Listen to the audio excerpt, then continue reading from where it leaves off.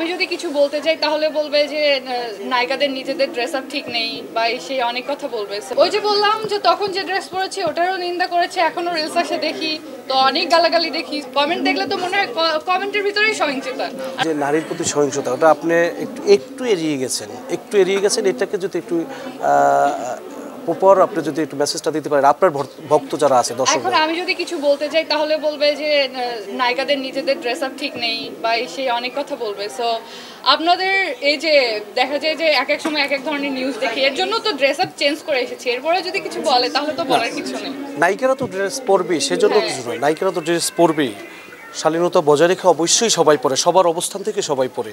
তো এই যারা নিন্দুকেরা যারা এই নিন্দুক করে তাদের উদ্দেশ্যে কি বলবেন? ওই যে বললাম যে তখন যে ড্রেস পরেছে ওটারও নিন্দা করেছে, এখনো রিলস আসে দেখি তো অনেক গালাগালি দেখি। সো আজকে এরকম ড্রেস পরে এসেছে, এটা তো দেখা যাবে অনেক নিন্দা হবে, অনেক গালাগালি হবে। সো এখানে বলার কিছু নাই।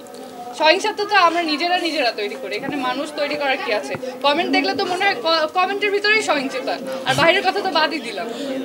আমরা যদি ধরি সাম্প্রতিক সময় শিল্পীদের উপর একটি নগ্ন হামলা হচ্ছে, সেটা হচ্ছে মামলা বলেন বিভিন্নভাবে, এটাকে আপনি একজন শিল্পী হিসাবে কিভাবে দেখছেন? না, আর্টিস্টের ফ্রিডম থাকা উচিত। একটা আর্টিস্টকে যদি বলা হয় যে একটা গভর্নমেন্ট প্রজেক্ট করতে হবে তো সে তো করতে বাধ্য, তার যদি পছন্দ হয় করতে হবে বা সরকার বলেছে করতে, কে না করবে? সো এর কারণে যদি সহিংসতার শিকার হতে হয় বা জেলে যেতে হয়, এটা খুবই খারাপ। তাহলে তো ফিউচারে আর্টিস্টরা কোন কাজটা করবে না ভয় পাবে।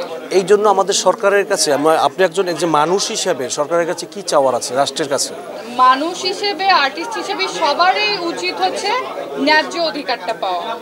তো আমরা চাইবো যে সবকিছু বিচার বিবেচনা করে তারপর জাজমেন্ট করার পরে যদি আদালত বা জেল হয় তাহলে ঠিক আছে। এখন একজনের নামে বিচার হয়েছে, তাকে আগে জেলে নিয়ে যেয়ে তারপরে সেটা গবেষণা করা হচ্ছে সে কি ঠিক না ভুল, এটা একদমই করা উচিত না। এই যে তাকে জেলে না হলো, তার যে মানসিক অবক্ষয় হলো, এটা কে ঠিক করবে? দায়িত্ব কে নেবে? সো আই থিঙ্ক এটা রাইট না।